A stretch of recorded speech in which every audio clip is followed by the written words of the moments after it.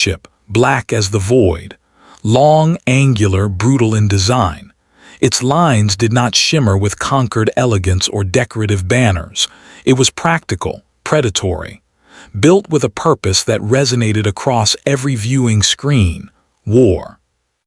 The fleet's laughter died. "What classification is that vessel?" whispered the admiral. None could answer. Its armor baffled scans. Its weapons arrayed themselves like the teeth of a predator, each cannon more massive than an entire conquered frigate. Then the comm channel opened. The voice was low, steady, carrying a weight that silenced the bridge. "This is UNSC Leviathan-class dreadnought. You are trespassing in restricted human space." For a moment no one spoke. The officers exchanged fearful glances. The admiral's wings twitched. Human, the word had been spoken, not as myth, not as rumor, but as fact. When legends fired first, the conquered fleet prepared to respond. Dozens of warships, armed with plasma lances and particle disruptors, positioned themselves into formation. Their hulls gleamed with the pride of 1,000 victories. "This is impossible," the admiral hissed. "One vessel cannot stand against a conquered patrol." He ordered them to advance. The dreadnought didn't move. It simply rotated, like a predator watching lesser prey draw near. Its cannons aligned. The first shot split the void. A single kinetic round, a slug of alloy accelerated to impossible velocity, tore through the Conquered's lead cruiser. No shield stopped it. No countermeasure slowed it. One instant the ship existed. The next, it was vapor and molten fragments drifting across space.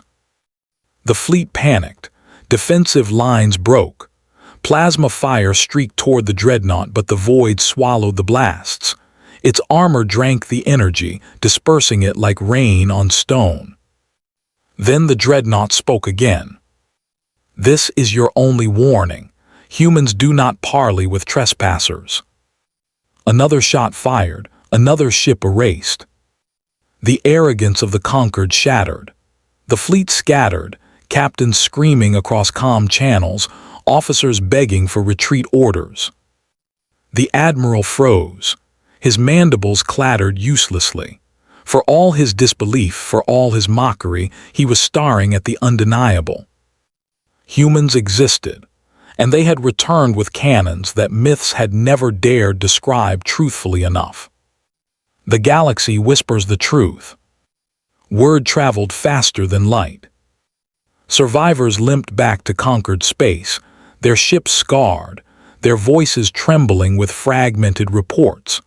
Entire species who once mocked the myths now listened in silence. "Humans," the survivors whispered. "They're real, they're waiting." The council convened again, but this time there was no laughter. The chamber felt smaller, shadows heavier. Archivists unearthed forgotten scrolls and burned data cores. Stories once dismissed as superstition now carried sharp clarity. Fleets disappearing without a trace. Empires that crumbled overnight. Warnings etched in dead languages, all tied to one species. The conquered had denied their existence. They had called them folk tales. Now they faced a reality that was worse than myth. For myths inspire wonder. But reality carries cannons. And in the silence of the chamber, one chilling phrase spread from lip to lip, whispered like a prayer of dread. "The humans are back." Echoes of forgotten myths. The Zorathi Council Hall was alive with laughter. Rows of scaled diplomats, scholars, and admirals leaned back in their curved obsidian chairs, their voices filling the chamber with the smug certainty of those who believed they knew the galaxy's truths. A minor delegate had just raised the old question again: the human problem. "Humans," Admiral Krelny said with a derisive hiss, "are a convenient bedtime story, nothing more." His words drew another round of amused murmurs, the sound echoing like the slithering scrape of claws across stone. Academics nodded in agreement. To them, the name human was nothing but a phantom word scrawled in the margins of forgotten histories. The archives carried fragmented accounts of a race of fragile bipeds that once walked among the stars, daring to challenge empires far stronger than themselves. But no proof had ever survived, no artifacts, no confirmed worlds. They mocked the idea with practiced certainty. If such a species truly existed, one senator argued, then where are they now, vanished like smoke? Legends cannot build ships, myths do not wage war. The chamber echoed with self-assured denial. To them, the universe was known, mapped, and mastered. Humanity was an extinct whisper, if it had ever existed at all. But even myths, buried long enough, have a way of clawing back into reality. The signal at the edge of darkness. The first ripple of doubt came not from a war fleet or a senator's speech, but from a listening post perched at the rim of the galaxy. Outpost Theta 9 was little more than a lonely cluster of dishes orbiting a nameless gas giant, its crew of 3 charged with monitoring static in the void. For centuries, nothing had stirred the silence, until the night the signal arrived.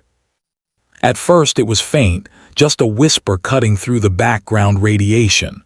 Lieutenant Sarvin dismissed it as a stray pulse, but the signal returned again, stronger, structured, carved with patterns too deliberate to be natural.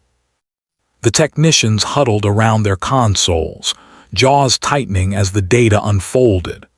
A transmission, carrying a language none of their systems could translate. But embedded beneath the words, clear and undeniable, pulsed a sequence every cadet in the galaxy knew by memory, the old human distress beacon. Panic flooded the post. No one wanted to be the fool who claimed to have found humans. But protocol demanded escalation. Within hours, the signal reached the Zorathi High Council. Once again, the chamber erupted in laughter. Admirals mocked the discovery, calling it a trick of static or worse, an engineered hoax meant to destabilize their empire. The notion of humans, real humans, roaming the galaxy was unthinkable. And yet the signal continued, growing clearer by the day, as though something ancient and patient was drawing nearer. The shape that should not exist. Weeks later, deep in the void near the Council's core territories, their patrol fleet encountered it. Sensors flared, registering a mass at the edge of detection range. A ship, if it could be called that, moving with silent precision. Its silhouette tore against the stars like a blade, larger than any Zorathi cruiser, its surface glinting with alloys unrecorded in any archive. The patrol commander ordered scans. What returned made his throat constrict. The energy signature matched no known empire, no rival design. Instead, it mirrored the forbidden archives. The impossible readings lined up with only one classification: human technology.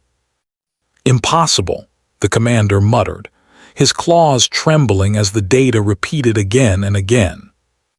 The fleet moved closer. The mysterious vessel did not retreat, it simply lingered, waiting. When the first hails were sent, silence returned. Then, a single response rippled across every frequency. A voice, calm and steady, speaking in the same long-dead tongue that matched the beacon. Though untranslated, it carried a weight that froze the Zorathi officers in place. A myth had spoken back. The ship accelerated past them, not fleeing, not hostile, merely moving forward as if the fleet arrayed before it were nothing more than dust motes in the void. The return of humanity. The Zorathi Council could no longer laugh.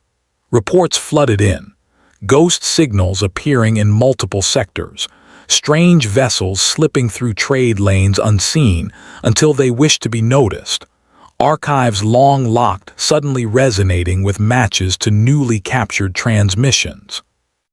The old legends had not been exaggerations. Humanity had endured, humanity had hidden, and now humanity had returned. In secret chambers, panic spread. Some senators whispered of war, demanding immediate mobilization. Others, trembling, spoke of parley, though how could one negotiate with a ghost that refused to even acknowledge them? But before the council could act, humanity revealed itself. Not through speeches, not through diplomacy, but through power. A border world, long fortified by the Zorathi, flickered with sudden alarms. Orbital defenses, shielded by generations of upgrades, went dark in a single moment. Every system failed simultaneously, cut down by a weapon too advanced to understand. Above the world, drifting in silence, hung another human vessel, larger than the first. Its weapons never fired. It did not need to. The very presence of its technology rewrote the balance of fear. The Zorathi Navy scrambled fleets, only to find themselves disarmed before battle even began. Every time they moved against the humans, their systems shut down as if an unseen hand plucked the fight out of them. The humans did not conquer. They did not demand. They simply appeared, exerting a quiet dominance that turned every mockery into a shiver of terror. Whispers in the galactic dark. It is said that myths die in silence, but for the Zorathi, the myth of humanity had come alive with thunder. Senators who once laughed now spoke in hushed tones. Admirals who once mocked refused to meet one another's eyes. Across the empire, civilians whispered the forbidden word, human, as if saying it aloud might summon them into the room. The galaxy changed overnight. Where once humanity was dismissed as a bedtime story, now it was an ever-present shadow. They did not know where humans had been hiding, nor why they had chosen this moment to return. What they did know was this: their ships moved unseen, their voices spoke in unbreakable codes, and their power could erase a world without firing a shot. And in the deepest corners of every council chamber, one question burned. If humans had been only legends, what other forgotten myths might still wait in the dark? The Zorathi had denied their existence, but denial had not saved them. Now they were forced to face a truth that rewrote their history, their arrogance, their very identity. Because the myths were real, and humanity had returned not as a whisper, but as a reality the galaxy could never escape.